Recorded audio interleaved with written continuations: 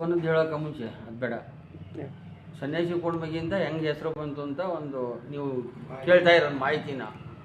ಹಿಂದೆ ಇಲ್ಲಿ ಸನ್ಯಾಸಿ ಇದ್ದಿದ್ದರಿಂದ ಸನ್ಯಾಸಿ ಕೊಡ್ಮಗಿ ಅಂತ ಬಂತು. ಸನ್ಯಾಸಿ ಕೊಡ್ಮಗಿ ಅಂತ ಯಾಕೆ ಬಂತು ಅಂದರೆ, ಒಂದು ಸನ್ಯಾಸಿ ಅಂತ ಒಂದು ಬಾವಿ ಮಾಡ್ಕೊಂಡು ಹೊಳೆದಿಣ್ಣಿ ಮೇಲೆ ಸನ್ಯಾಸಿ ವಾಸವಾಗಿ ಅಲ್ಲೇ ಇದ್ದರು. ಅಲ್ಲೇ ಸುಮಾರು ದಿವಸ ಕಳೆದು ಅಲ್ಲೇ ಇದ್ದರು. ಅದ್ರ ಎದುರಿಗೆ ಒಂದು ಇಸ್ಕಿ ಮಳೆ ಇತ್ತು. ಆ ಇಸ್ಕಿ ಮಳೆ ಒಳಗೆ ಒಂದು ಚಿಗರಿ ವಾಸವಾಗಿತ್ತು. ಇದೇನು ಮಾಡೋದು, ಚಿಗರಿ ಅವ್ರನ್ನ ಬೆನ್ನೆತ್ಕೊಂಡು ದಿನ ಸ್ನಾನಕ್ಕೆ ಹೋದಾಗ ಹೋಗೋದಂತೆ. ಆಮೇಲೆ ಇವನು ಅಂತ ಹಿಂಗೆ ಬರ್ತದಲ್ಲ ಅಂತ ಒಂದು ದಿವಸ ಅವನು ಸ್ನಾನ ಮಾಡಿ ಹಿಂಗೆ ಎದ್ದಂತೆ. ಅವಾಗ ಆ ಚಿಗರಿ ಇವನ್ನ ದೃಷ್ಟಿ ಮಾಡಿ ನೋಡ್ದಂಗೆ ಇವನು ಕೊರೆ ನೋಡಿದ್ಲು. ಅದೇನಾಗ್ಬಿಡ್ತು, ಅವನಲ್ಲಿರೋ ಒಂದು ಆತ್ಮ ಬಿಂದು ಅಂತಕ್ಕದ್ದು ನೀರೊಳಗೆ ಬಿದ್ದುಬಿಡ್ತು.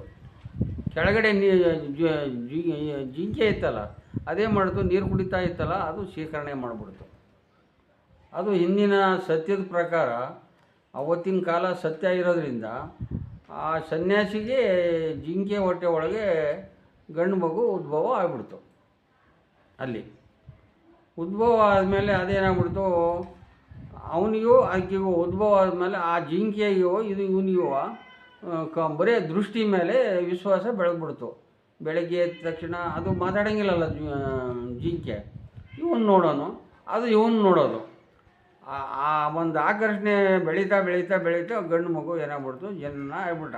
ಯಾವುದೋ ಜಿಂಕೆ ಎಲ್ಲಿ ಇಸ್ಕಿ ಮಳೆಗೆ. ಆ ಇಸ್ಕಿ ಮಳೆಗೆ ಜನನ ಆದಮೇಲೆ ಆ ಮಗುವನ್ನು ಅದು ಸಂಪಾದನೆ ಮಾಡ್ತಾ ಏನಾಡ್ತು, ಅವನು ದೊಡ್ಡನಾದ. ಅಲ್ಲಿ ನನ್ನ ಹೊಟ್ಟೆ ಹುಡ್ತೇನ ಹತ್ರ ನಾನಿಲ್ಲಿ ಯಾಕಿರ್ಬೇಕು, ನಾನಿಂಥ ತಪ್ಪು ಕೆಲಸ ಮಾಡಿಬಿಟ್ಟೆ ಅಂತ ಆ ಸನ್ಯಾಸಿ ಅಲ್ಲಿಂದ ಜಾಗ ಬಿಟ್ಬಿಟ್ಟಂತೆ.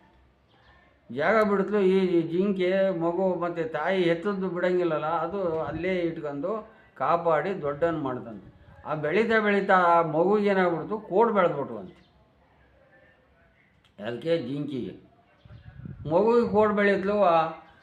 ಮತ್ತು ಸಾಮಾನ್ಯ ಜಿಂಕಿಗೆ ಹಿಂದಿನ ಒಂದು ಸತ್ಯದ ಪ್ರಕಾರ ಗೊತ್ತಾತೋ ಏನೋ ಗೊತ್ತಿಲ್ಲ. ಆವಾಗ ಸನ್ಯಾಸಿಗೆ ಹುಟ್ಟಿರೋದು ಅಂತ ಒಂದು ಗೊತ್ತಾಗ್ಬಿಡ್ತು. ಅದಕ್ಕೆ ನಾನು ಸನ್ಯಾಸಿಯಿಂದಲೇ ಹುಟ್ಟಿರೋದು ಈ ಮಗು ಅಂತ. ಅದಕ್ಕೆ ಅವಾಗ ಏನು ಮಾಡಿದ್ರು ಅಂದರೆ, ಸನ್ಯಾಸಿ ಕೋಡ ಮಗ್ಗಿ ಅಂತ ಹೆಸರಿಟ್ರಂತೆ. ಸನ್ಯಾಸಿಗೆ ಹುಟ್ಟಿದ್ದು ಮಗು ಕೋಡ ಮಗ್ಗಿ ಅಂದರೆ ಮಗು. ಸನ್ಯಾಸಿ ಕೋಡ ಮಗ್ಗಿ, ಸನ್ಯಾಸಿ ಹುಟ್ಟಿದ್ದು ಕೋಡಿಂದ ಮಗು ಅಂತ ಅಲ್ಲಿಗೆ ಹೆಸರಿಟ್ಟು, ಅವಾಗ ಸನ್ಯಾಸಿ ಕೋಡ ಮಗ್ಗಿ ಅಂತ ಇಡಬೇಕು ಅಂತ ಆ ಮಗು ಕೋಡು ಬೆಳೆದದ್ದಿತ್ತಲ್ಲ, ಅದು ಈ ಊರಿಗೆ ಹೆಸರು ಇಟ್ಟು, ಆ ಸನ್ಯಾಸಿ ಇಟ್ಕೊಂಡು ಬುಕ್ಕೆಲ್ಲ ಇಲ್ಲೇ ಬಿಟ್ಟು ಹೋಗಿದ್ದಂತೆ.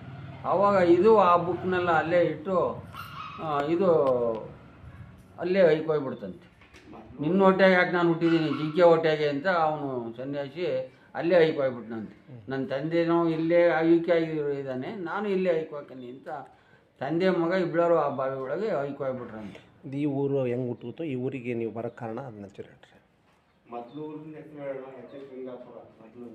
ಅದು ಯತಿ ಶೃಂಗಾಪುರ ಅಂತ. ಅದು ಹಿಂದೆ ಯತಿ ಶೃಂಗಾಪುರ ಅಂದರೆ ಕನ್ನಡದವರು ಮಾಡಿದರೆ ಸನ್ಯಾಸಿ ಕೊಡಮಗ್ಗಿ ಅಂತ ಹಾಕತ್ತಂತೆ ಅಷ್ಟೇ. ಅದರದ್ದೇನು ಐತಿಹಾಸಿಕ ಇಲ್ಲ.